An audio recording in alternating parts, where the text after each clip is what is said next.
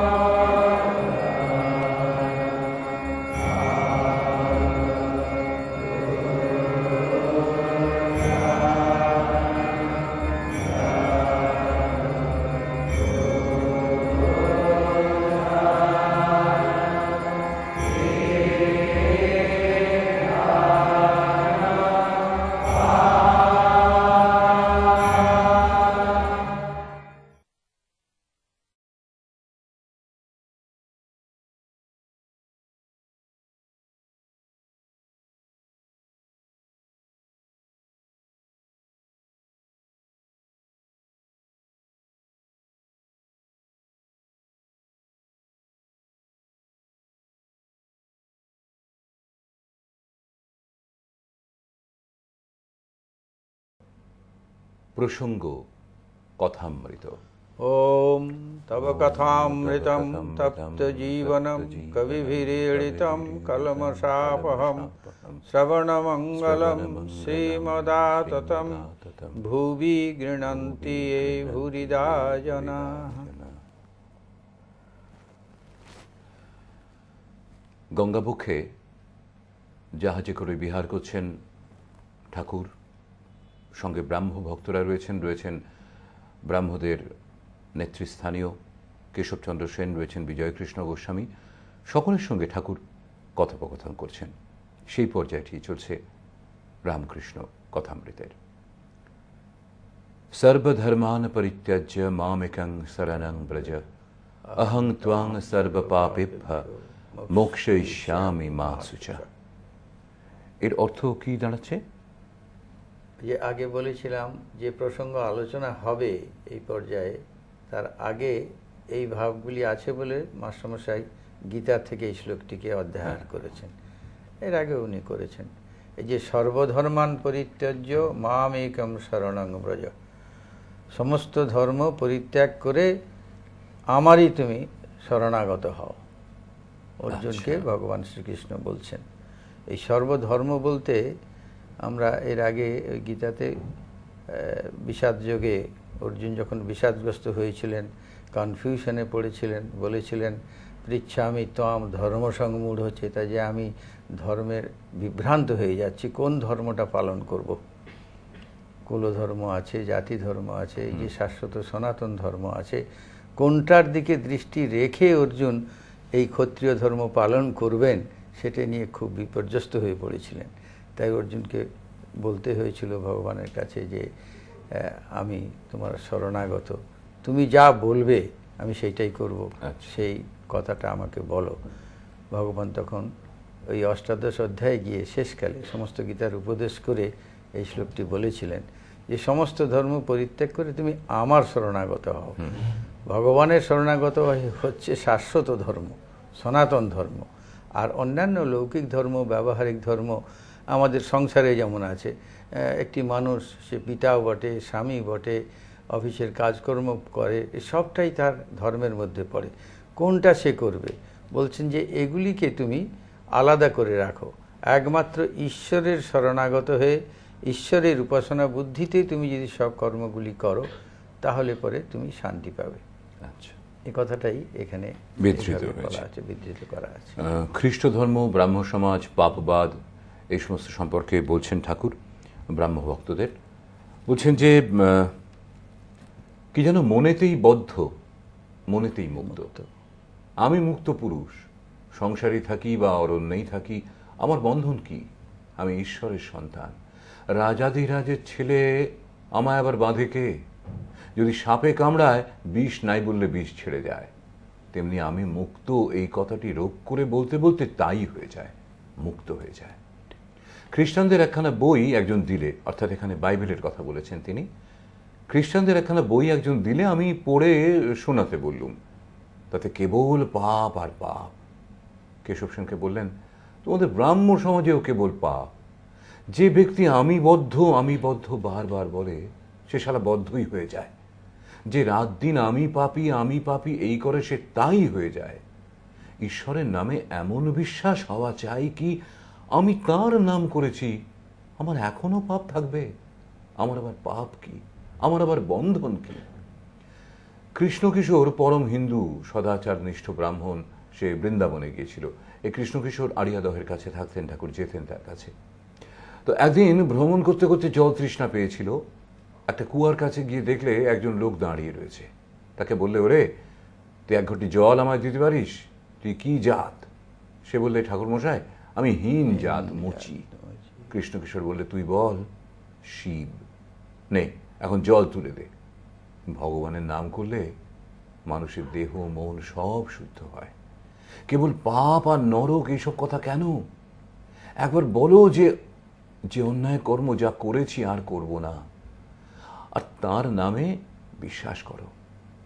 ঠাকুর প্রেমোন্মত্ত হয়ে নাম মাহাত্ম্য গাইছেন, বলছেন, আমি দুর্গা দুর্গা বলে মা যদি মরি, আখিরে এ দিনে না তারও কেমনে জানা যাবে গো শঙ্করী। আমি মার কাছে কেবল ভক্তি চেয়েছিলাম, ফুল হাতে করে মার পাদপদ্মে দিয়েছিলাম, বলেছিলাম, মা এই নাও তোমার পাপ, এই নাও তোমার পুণ্য, আমায় শুদ্ধা ভক্তি দাও। এই নাও তোমার জ্ঞান, এই নাও তোমার অজ্ঞান, আমায় শুদ্ধা ভক্তি দাও। এই নাও তোমার সূচি, এই নাও তোমার অসুচি, আমায় শুদ্ধা ভক্তি দাও। এই নাও তোমার ধর্ম, এই নাও তোমার অধর্ম, আমায় শুদ্ধা ভক্তি দাও। ব্রাহ্মভক্তদের বললেন, একটা রামপ্রসাদের গান শোনো। গান গাইলেন ঠাকুর, আয় মন বেড়াতে যাবি, আয় মন বেড়াতে যাবি, কালী কল্প তরুমূলের মন, চারি ফল কুড়ায় পাবি, প্রবৃত্তি নিবৃত্তি যায়া, তার নিবৃত্তির সঙ্গে লবি, ওরে বিবেক নামে তার বেটা, তত্ত্ব কথা তাই শুধাবি, আয় মন বেড়াতে যাবি। গানের কথাগুলি অন্তত আমরা উল্লেখ করি, খুব সুন্দর বলছেন। সূচি অসুচিরে লয়ে দিবা, দিব্য ঘরে কবে শুবি, যখন দুই সতীনে পীড়িত হবে তখন শ্যামা মাকে পাবি। অহংকার অবিদ্যা তোর পিতা মাতার তাড়িয়ে দিবি, যদি মোহগর্তে টেনে লয় ধৈর্য খোঁটা ধরে রবি। ধর্ম ধর্ম দুটো অজা, তুচ্ছ খোঁয়ায় বেঁধে খোঁটায় বেঁধে দিবি, যদি না মানে নিষেধ তবে জ্ঞান খড়গে বলি দিবি। প্রথম ভার্যা সন্তানেরে দূর হতে বুঝাইবি, যদি না মানে প্রবোধ জ্ঞান সিন্ধু মাঝে ডুবাইবি। প্রসাদ বলে এমন হলে কালের কাছে জবাব দিবি, তবে বাপু বাছা বাপের ঠাকুর মনের মতো মন হবি। সংসারে ঈশ্বর লাভ হবে না কেন? জনক রাজার হয়েছিল। এই সংসার ধোঁকার টাটি, এটা প্রসাদ বলেছিল। তার পাদপদ্মে ভক্তি লাভ করলে এই সংসারই মজার কুটি, আমি খাই দাই আর মজা লুটি। জনক রাজা মহা তেজা, তার বা কিসের ছিল ত্রুটি, সে যে এদিক ওদিক দুদিক রেখে খেয়েছিল দুধের বাটি।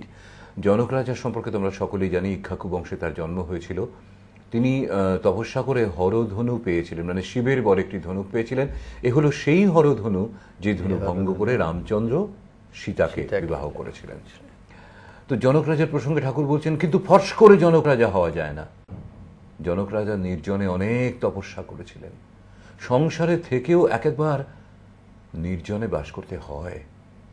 সংসারের বাহিরে একলা গিয়ে যদি ভগবানের জন্য 3 দিনও কাঁদা যায় সেও ভালো।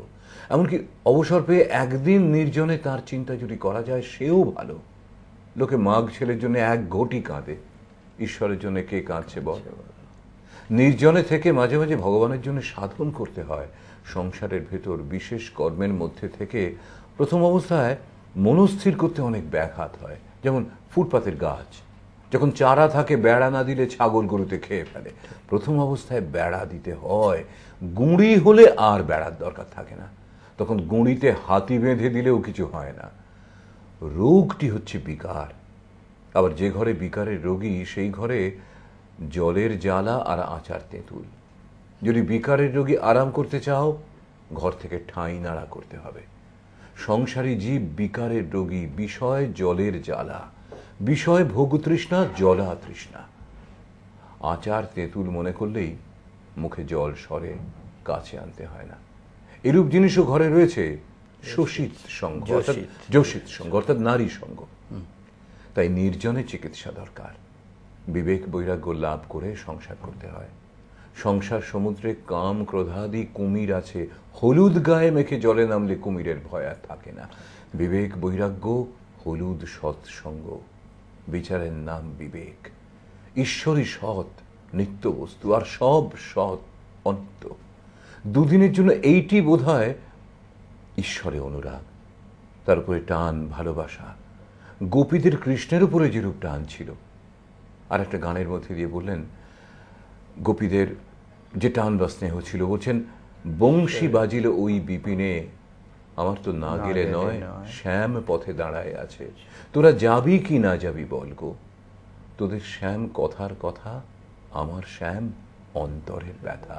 সই তোদের বাজে বাঁশি কানের কাছে, বাঁশি আমার বাজে হৃদয় মাঝে। শ্যামের বাঁশি বাজে বেরাহ রায়, তোমা বিনা কুঞ্জের শোভা নাই। গান গাইতে গাইতে ঠাকুরের চোখ দিয়ে অশ্রু ঝরতে লাগলো। তিনি কেশব এবং অন্যান্য ভক্তদের বললেন, রাধা কৃষ্ণ মানো আর না মানো, এই টানটুকু নাও। ভগবানের জন্য কিসে এই রূপ ব্যাকুলতা হয়, চেষ্টা করো।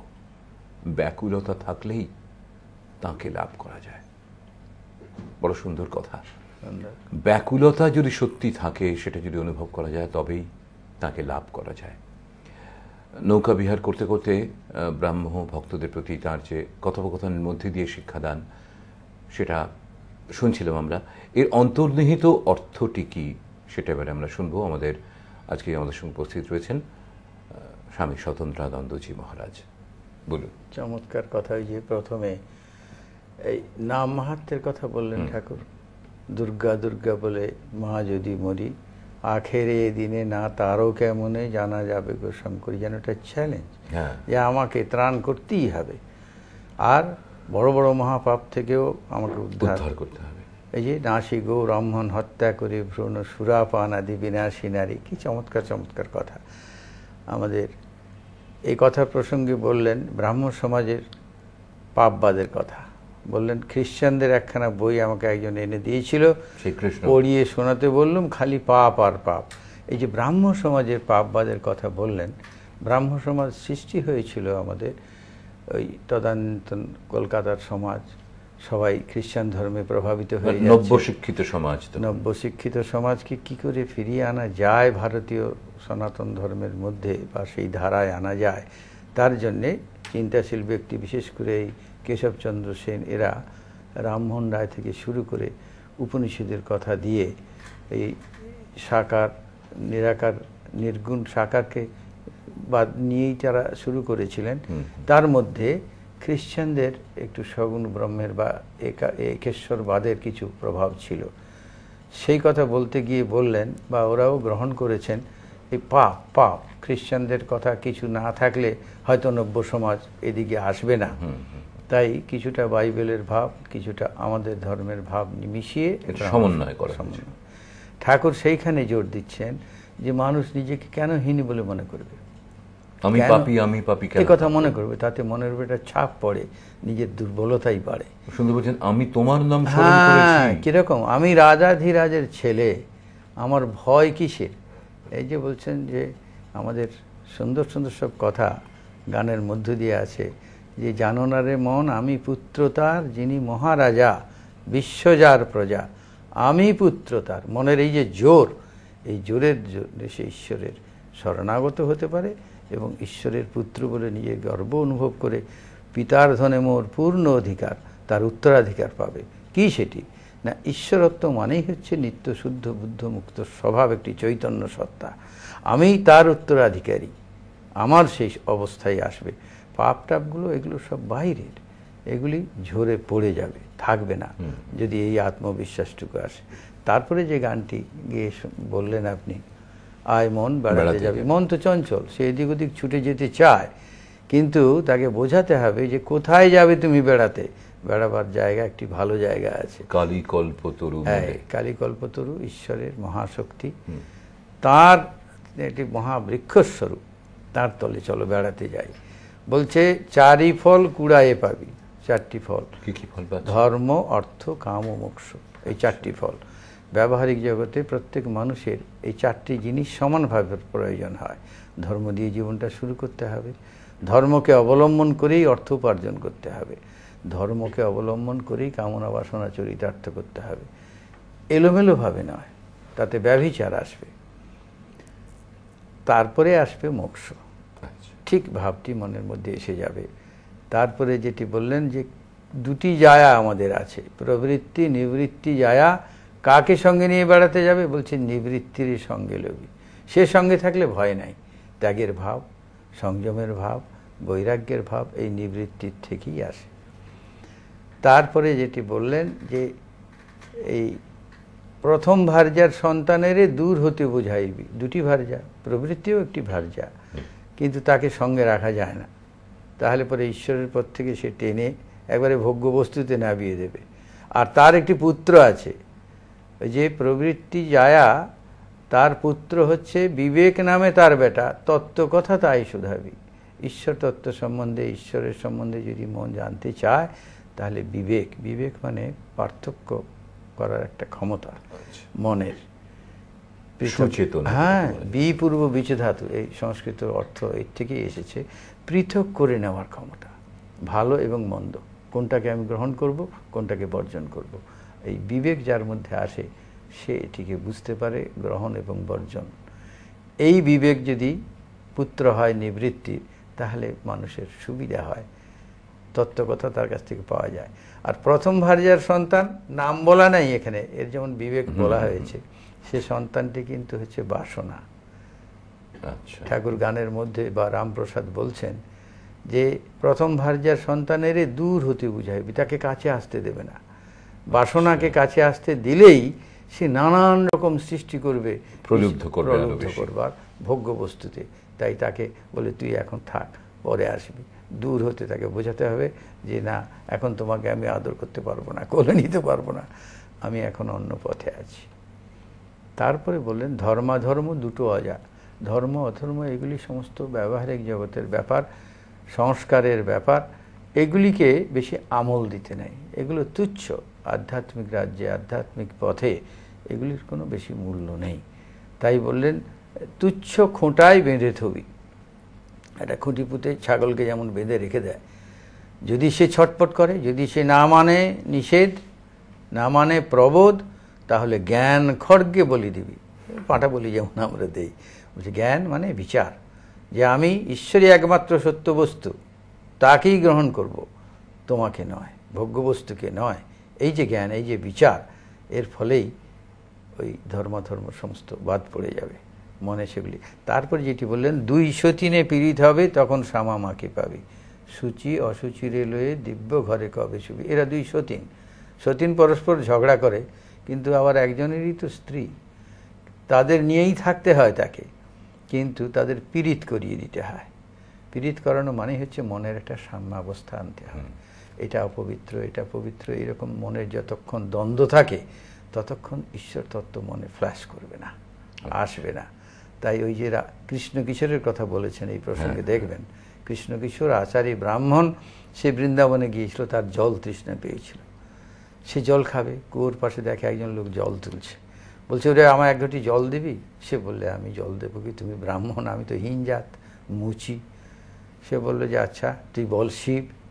ব্যাস, শিব বলল, অমনি সে পবিত্র হয়ে গেল। কৃষ্ণ কিশোর আচারী ব্রাহ্মণ বললেন ভগবানের নাম করলেই মানুষ পবিত্র হবে, ভগবানের নাম। ঠাকুর বলতেন নির্মলি ফল বা ফটকিরির মতো, জলে দিলেই জলের ময়লা কেটে যায়। এই যে মনের কতকগুলি দুর্বলতা ইত্যাদি আছে যেগুলি ঈশ্বর চিন্তার বিরোধী, ঈশ্বরের নাম করতে করতে সেই মনের স্বচ্ছ শুদ্ধ অবস্থা এসে যায়। তাই কৃষ্ণ কিশোরের উদাহরণটি বললেন, ভারী সুন্দর।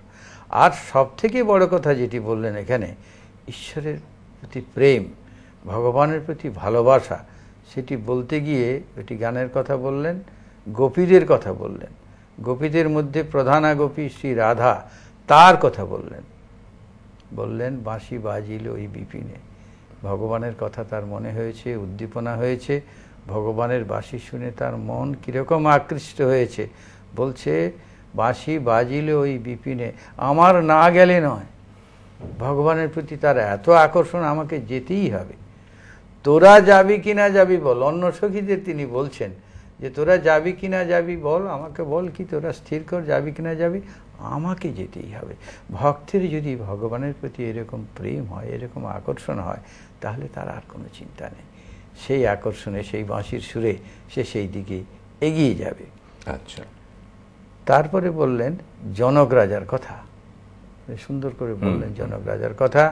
জনক রাজাকে তারও পরিচয় একটু দেওয়া হয়েছে, কিন্তু এই জনক রাজা বলে ফস করে জনক রাজা হওয়া যায় না। ব্রাহ্মণ সমাজের নেতা প্রতাপ মজুমদার বলেছিলেন যে আমাদের জনক রাজার মন, আমরা জনক রাজার মতোই সংসারেও আছি, আবার এখানেও আছি, ঈশ্বরের পথেও আছি। ঠাকুর বলেছিলেন যে না, অত সোজা নয়। জনক রাজা ওই হতে তাকে কত কাল তপস্যা করতে হয়েছে, ঊর্ধ্বপদে হেঁট মুন্ডে থেকে তাকে আগে স্থির করে নিতে হয়েছে আত্মৈবেদম সর্বম। আত্মা, জ্ঞানের পথে তিনি ছিলেন, বিচারের পথে ছিলেন।